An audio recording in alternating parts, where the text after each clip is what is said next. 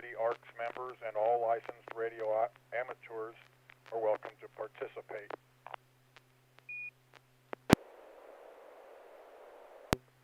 If you wish to join the net or need to make a call at any time, please announce your call sign between transmissions and net control will acknowledge you. If an emergency should arise and you need the repeater, please contact the net control by saying break, break. A double break signifies emergency traffic.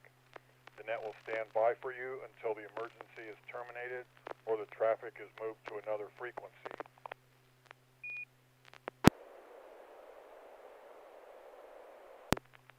Stations who wish to check in are asked to respond with their full call sign using the recognized ITU phonetic alphabet and their name.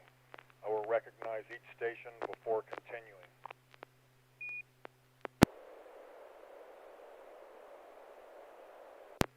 Any station that wishes to check into the net, please come now. Kilo, Mike 6, Delta, Victor, Tango, Jim.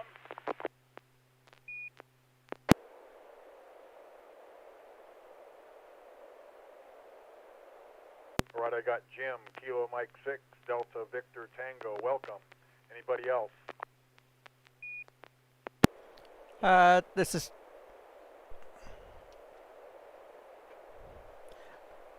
Kilo Papa 4, Mike Delta, Carol.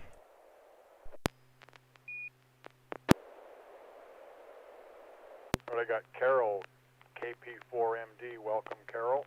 Anybody else?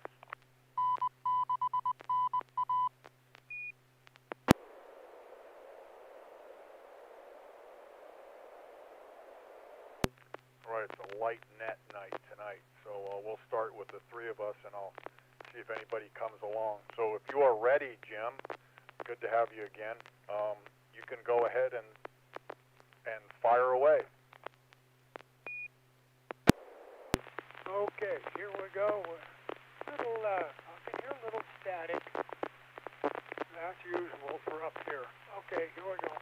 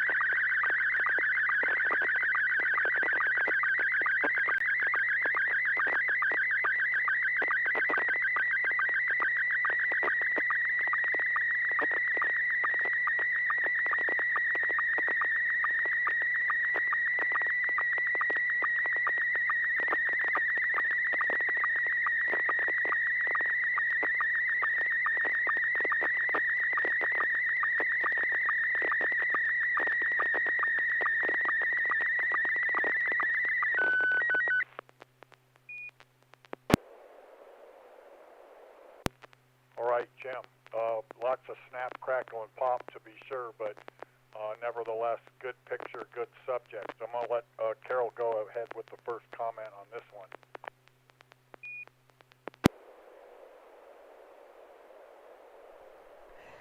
Okay, KP4MD here.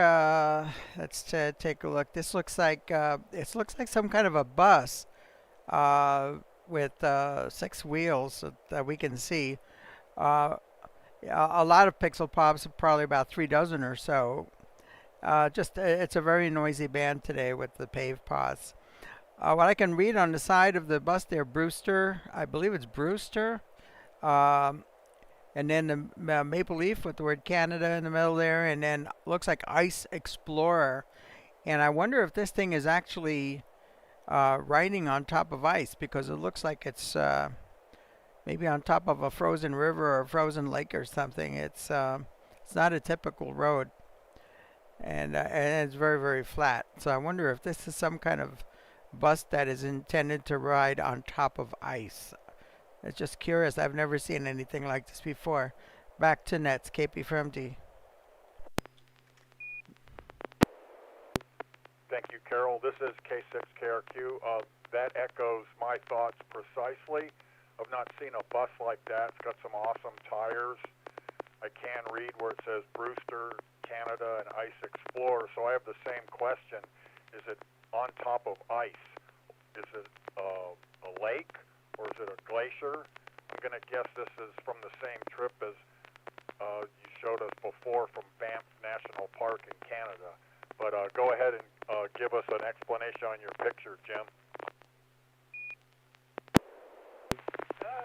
Yes, it's on a glacier. It's the Brewster Ice Explorer bus. It's a tour that we took on the Columbia ice field. And that is about as far as you can go, and the glacier is to the left.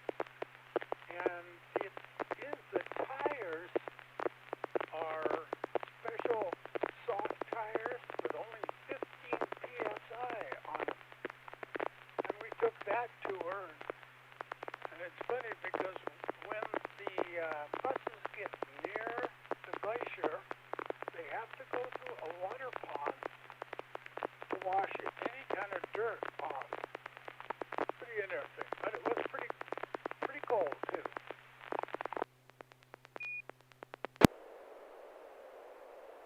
All right, pretty neat. And like I said before, neat subject manager.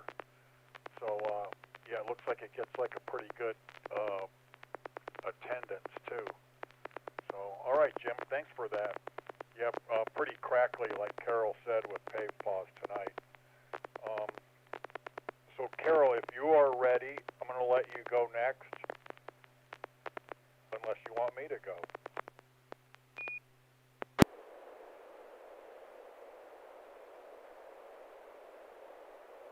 Okay, I have a picture. This is going to be PD120, KP from D.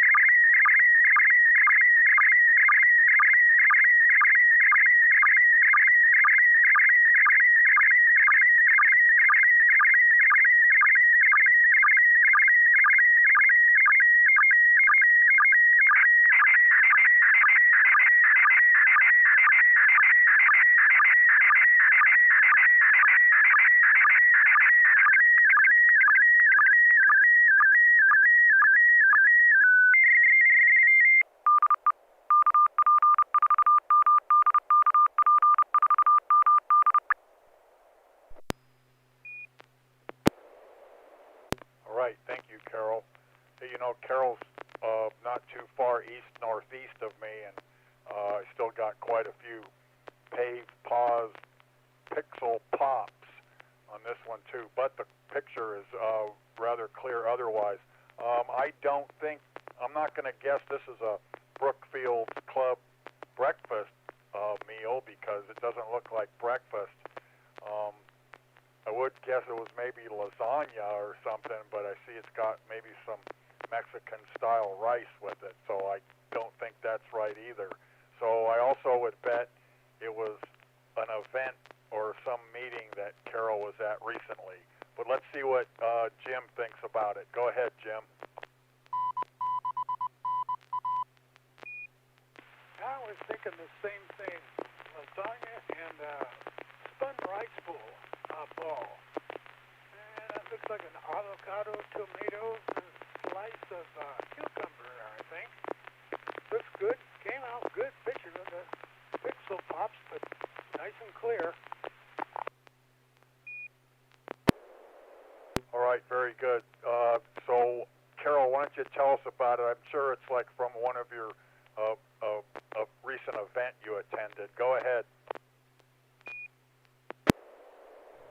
Okay, first of all, I'd like to welcome West Cap Zombie, who's joined us there on the live chat tonight. Welcome to our Slow Scan Television Net.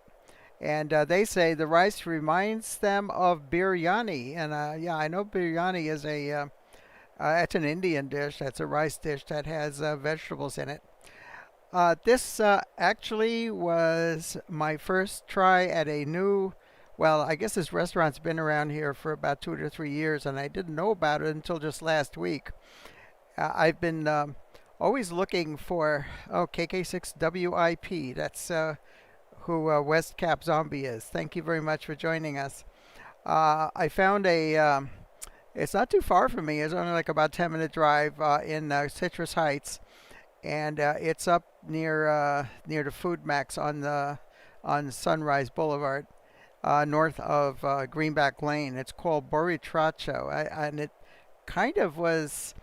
I think I might have seen the sign there, and it was all kind of suspicious to me. I had no idea what it was, but when I looked it up online, it is a Caribbean style restaurant, which is kind of half the menu is half Puerto Rican food and half Honduran. And this is a particular dish that's very popular in Puerto Rico. And I've been looking for a restaurant like that here in Sacramento. Couldn't find one. So I was absolutely very thrilled to see this. And yeah, you're not too far from calling it lasagna. Actually, it is a version of lasagna that does not have pasta. It it's layered like lasagna, but instead of pasta, it uses sweet plantain, layer of sweet plantain, filled with a savory meat filling, and so it has a few layers of each of that, and then it's topped with mozzarella cheese, and it's baked, and so it's got like a sweet flavor, but it is very, very tasty. And they call that pastelon. That's what that's called, Pastelon, pastelon. And the rice is it's a rice that has pigeon peas in it and Caribbean seasoning as well, which was very, very delicious. And yeah, Jim was correct in identifying that they had some sliced avocado in there, which was very fresh, and just a regular salad there with some lettuce and tomato and cucumbers. So that was my first try in this restaurant. I was not disappointed. I was very, very happy with it. So and very good ambiance there as well. Tiny little restaurant. They only had like of about 12 tables in the place, but it was authentic flavor and very good. So I was very happy with them. Back over to Nets, KP4MD.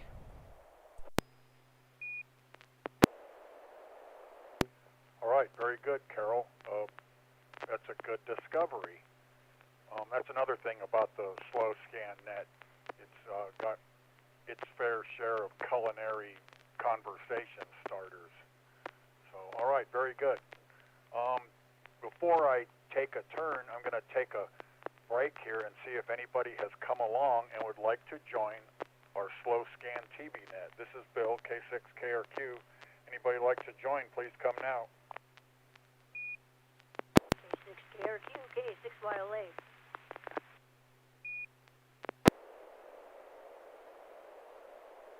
Hello, Kayla. You wouldn't happen to be able to transmit tonight, would you? But I'm getting closer. I'm actually have a lot of little boxes of old technology that I hope to enlist in my new ham shack. So any day now, or I should say any week now, that I'm enjoying the pictures. K6YLA. All right, very good. Stay with it. But for now, I'll put you in the comment lineup, seeing as you can see the pictures. Is that okay? Would be great. Thank you. Right, very good. Anybody else that might have come along that would like to check in?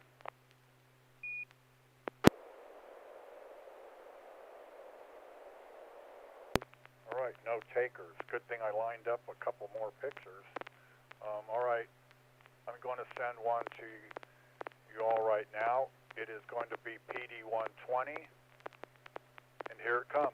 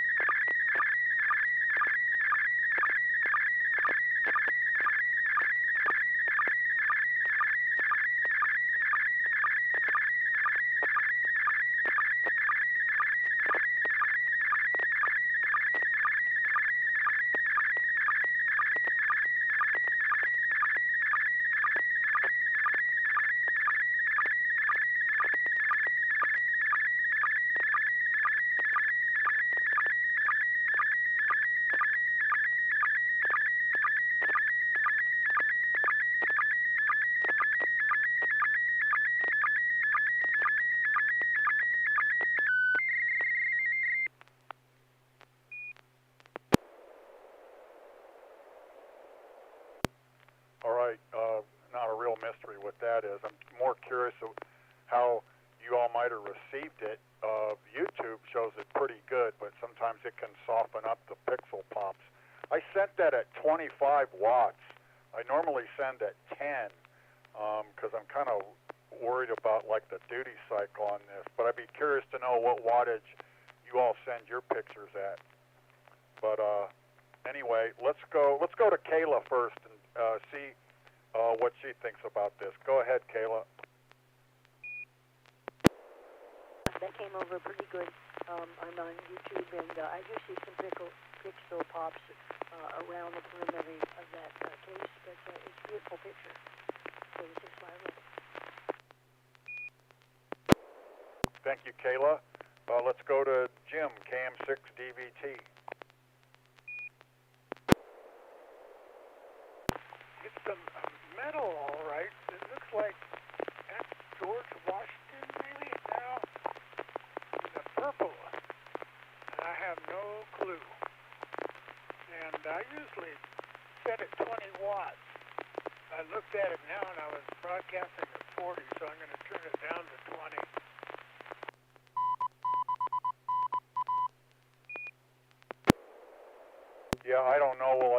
if it really beats up on my radio, I know the fan on my power supply is going. Well, I always send at 10 watts. So maybe along with Carol's comment, she can tell us how she does it. Go ahead, Carol.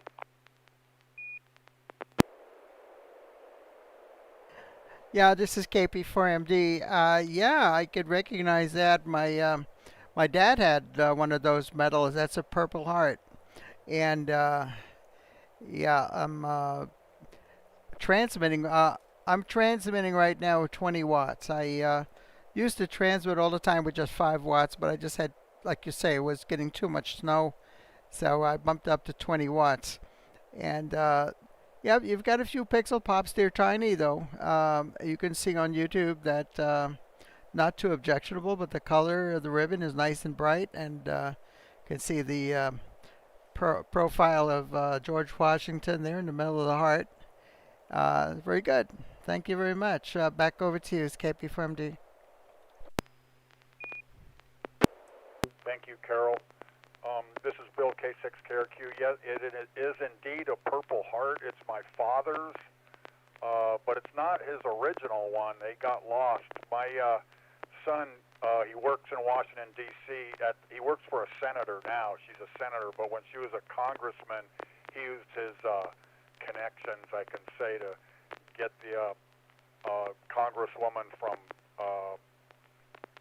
Nevada, because my parents were living in Nevada at the time, to help get all his medals replaced, and then they did. They replaced all of them. From what I understand, all the Purple Hearts that are extant today were made by the thousands in the late part of World War II, because they were expecting they might have to invade the Japanese mainland, and they would experience a lot of casualties. So they made so many of them, they have like I don't know what you call it, a lifetime supply. But that's the story on that.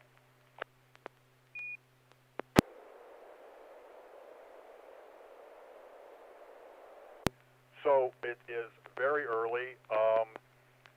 Looks like we'll be able to each send a couple of pictures if you have any more queued up. So we're going to see if you don't have one queued up, we can come back. But we'll go to Jim first, KM6DVT, and see if he might have another one ready. Yep, here it goes.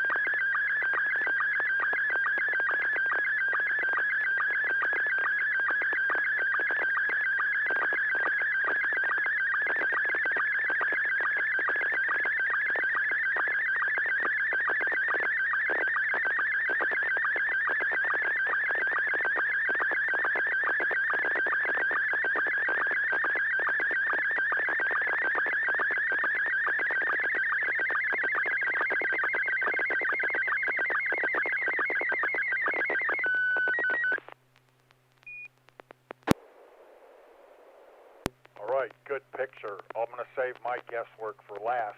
We're going to go to Kayla and see what she didn't see the first picture. I don't know if she saw the first picture from Jim, but let's see what she thinks about this one. Go ahead, Kayla. Okay, the twilight is beautiful, and I was just trying to figure out where the vantage point was. Maybe that was from the car, but maybe some other vehicle around the perimeter there. So, beautiful picture, the twilight. All right, very good. I was wondering, or I am wondering the same thing. By the way, Kayla's not a whole lot of far from me either, Carmichael, I think, but I'm getting a lot of pop-in on her transmission. But it is readable. Let's go to Carol, KP4MD.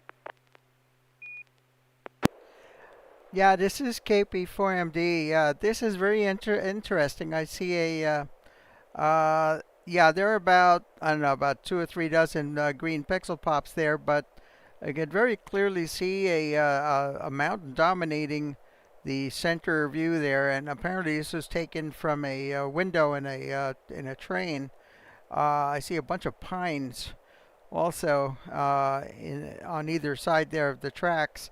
So I'm guessing this is somewhere, gee whiz, I don't know if that'd be in the Rocky Mountains or something. I don't think that may be one of the mountains here in California. I know nothing about the Sierra Nevada, nothing.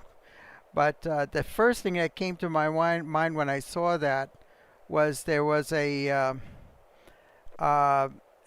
news that just came out within this past week about a train in Europe. I think it was in Switzerland, and some people were taking videos, through the windows, and they were looking at the side of a mountain that the train was going at the bottom alongside of this mountain, and then you could see some snow falling down. It was like an avalanche coming at the train, and you could actually see where the snow. It was fortunately light, fluffy snow, but it was so much that it actually buried the train, and it made it stop.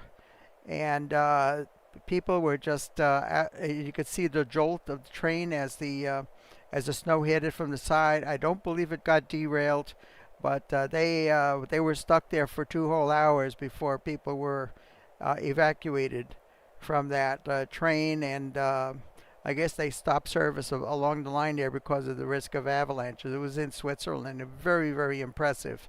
That's the first thing that came to mind when I saw this. Back to Nets, KP4MD. All right, very good. Wow, that's disaster averted. I would have probably been terrified. So that said, if I didn't know that Jim was shown a series of Canadian Rocky pictures, I would have guessed this was somewhere in the Rockies. The Sierras don't have like the stratification on the mountains like they do in the Rockies. You can see it good in this picture.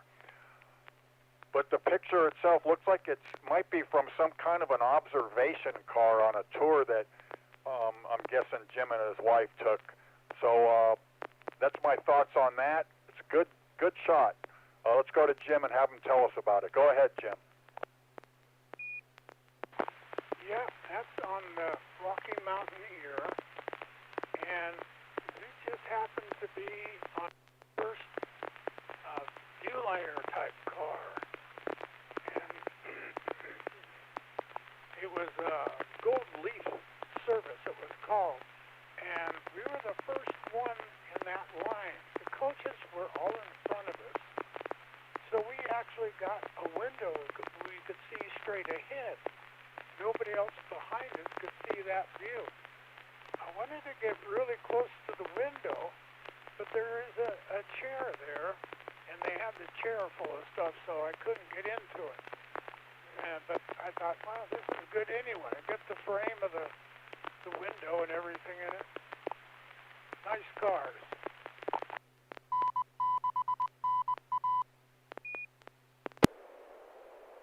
All right, very good. Yeah, that's pretty neat. I'd sure like to do that. There's like another train picture. We haven't had a train picture in a while. Very good. All right, it's the bottom of the hour. I'm going to throw a line out and see if anybody anybody might have come along. Has anybody come along that would like to join our Slow Scan TV Net? This is Bill, K6KRQ. If you'd like to join, come now.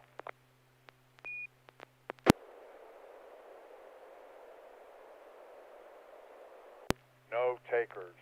All right, Carol, might you have another picture for us?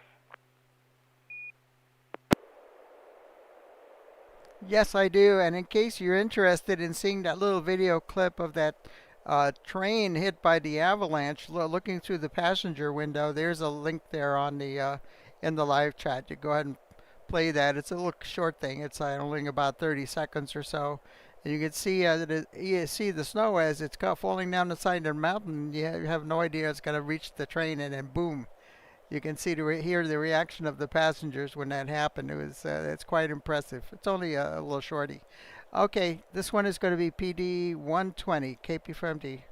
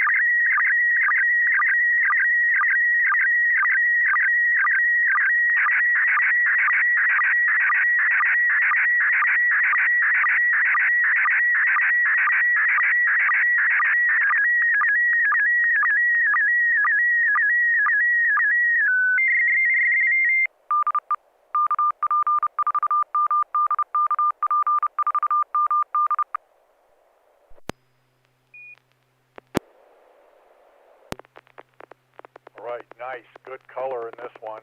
It looks like you got beat up a little bit less by the pixel pops this time. Let's go to Kayla, K6YLA, and have her comment on this photo. Can you hear me okay on the HD? I'm sorry, come back. Just wanted a radio check before actually, I think it pushes the window. You're doing okay, just like some snap, crackle, pop. I'm on my HD in the bedroom, so beautiful picture. No, very little, if any, pixel pops. Great color, very nice. Okay, this is Spotlight. Back to Net. All right, very good. That was pretty, like I said, just some snap, crackle, pop, but it was a good transmission. Thank you, Kayla. Let's go to Jim, KM6, DVT. This is Jim. Got the picture, but more pixel pops than you guys this time. Looks like a flag, and on the front there is a wreath flowers? Is that a yes, or I'm just afraid about to say that. What you noticed on the, looks like a painting on the upper left, and a little ox cart there, looks like it's got a shadow, the same thing with the trees. So I wonder if that is a picture of something. Not actually a painting, but it's a painting. Good. All right. All right, very good. Thank you, Jim. So what I see, I got a lot of color, pretty clear other than the pops. I see a flag of Puerto Rico, some paintings, and some flowers. I don't know if this is a memoriam or a celebration of some kind, but I'm sure Carol will tell us the significance of it all. And by the way, I'm curious your connection to Puerto Rico, Carol. I know you have like your prefix is a Caribbean or I don't know if it's Caribbean as a whole or Puerto Rican, the KP, but I'd like to know about that too, if you would. Go ahead, Carol. Yeah, okay, this is Killer Papa for Mike Delta. Okay, yeah, this is a picture I took inside that restaurant where I had that dish that I sent my last picture, and that is the Puerto Rican flag. And yeah, there are some paintings, little what do you call landscape type paintings on the wall to the left of the flag. And that's a typical scene from the countryside up in the hills. It's a typical country house from a small farm. Uh, and it looks like yeah, an ox cart or a wheelbarrow or something there in the foreground. And you can see this big tree with really brilliant red blooms on it. These trees are I think they're originally from Indonesia.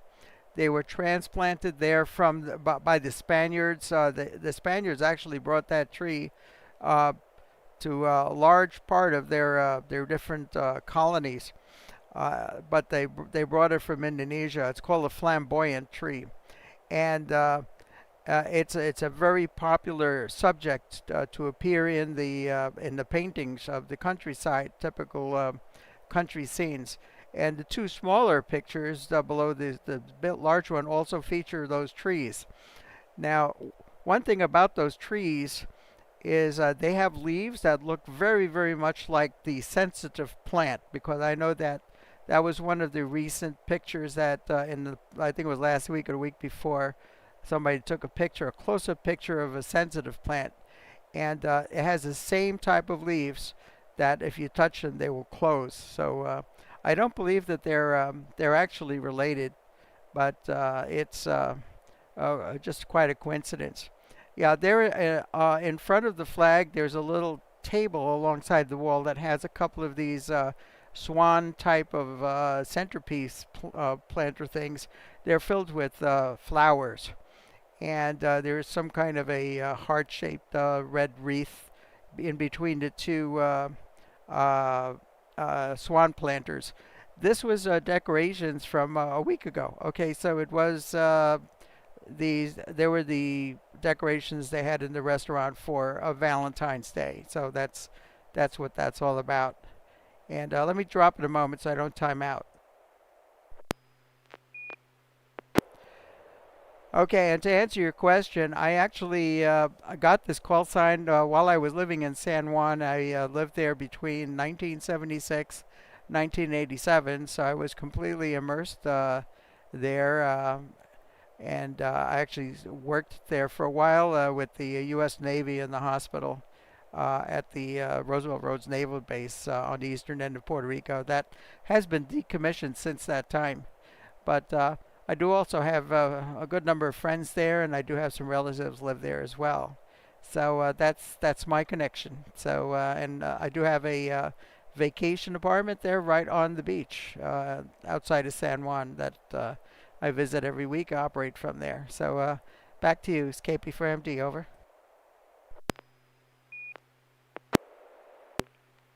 All right, thanks for that. I have seen you have put a couple of photos up on this net of pictures from your apartment there, but I always wondered about that. That makes sense. And another, a botanical conversation piece. I had not heard of the flamboyant tree, so that's interesting.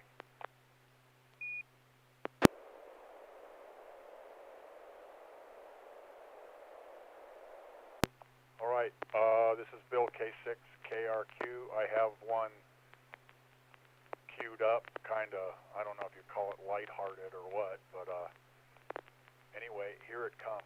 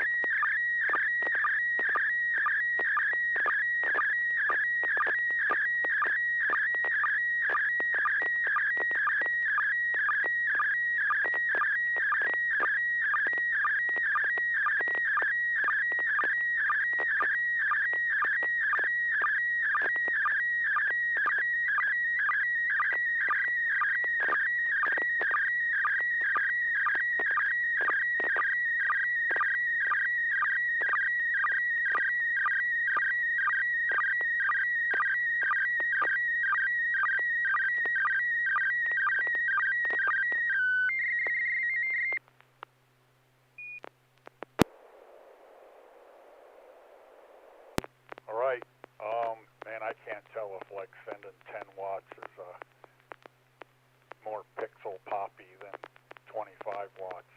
Anyway, this is supposed to be like an event in frontier history, but let's go to Kayla and see if what she has to say about it. Go ahead, Kayla.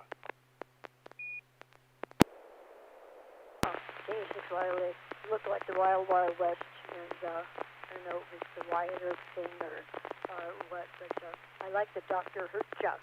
That's pretty good. Back to that, K6 Wireless. Very good observation. Let's go to Jim, KM6DVT. Yeah, that's pretty neat. I like the name. Cross Creek National Bank and Dr. Hertcha. That's good. Yeah, they got another, it's like they're staging a gunfight at the OK Corral.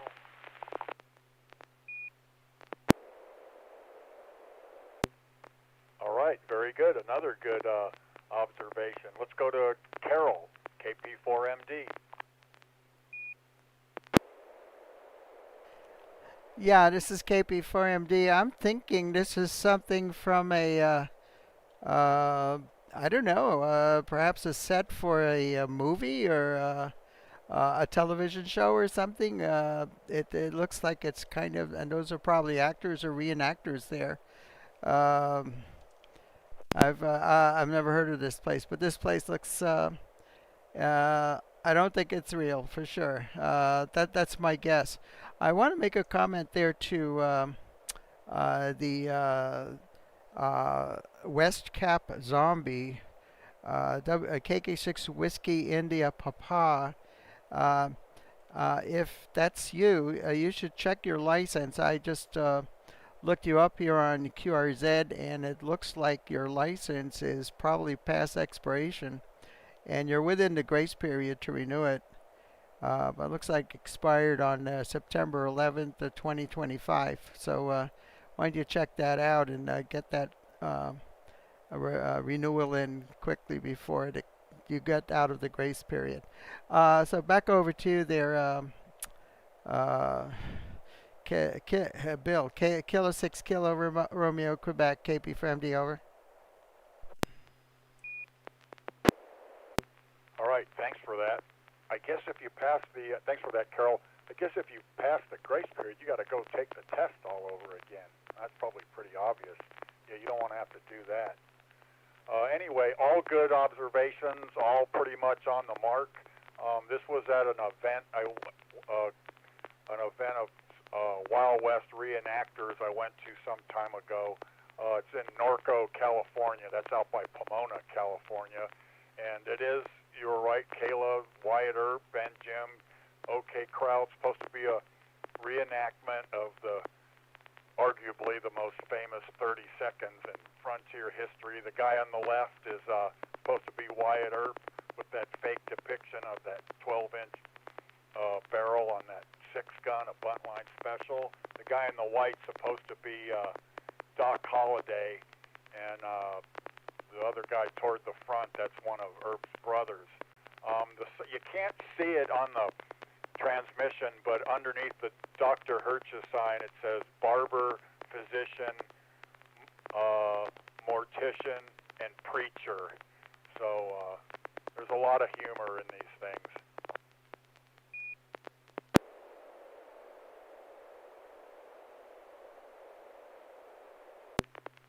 All right. Oh, by the way, I watched while you were transmitting your picture. I watched that video. That's terrifying. It might have been like 30 seconds on that film, but it might have probably the longest 30 seconds in those people's lives. That was terrifying. I'm glad they're okay. Anyway, this is Bill, K6KRQ. Are there any other comments, questions, or other burning desires before I wrap it up?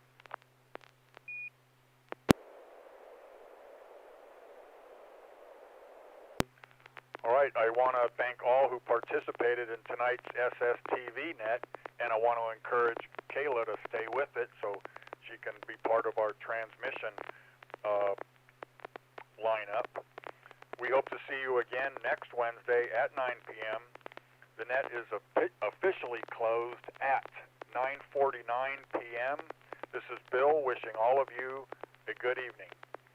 73.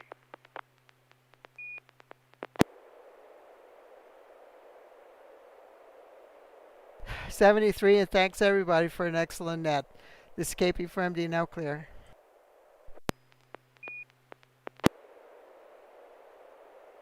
And again, thank you everybody. K6, KRQ.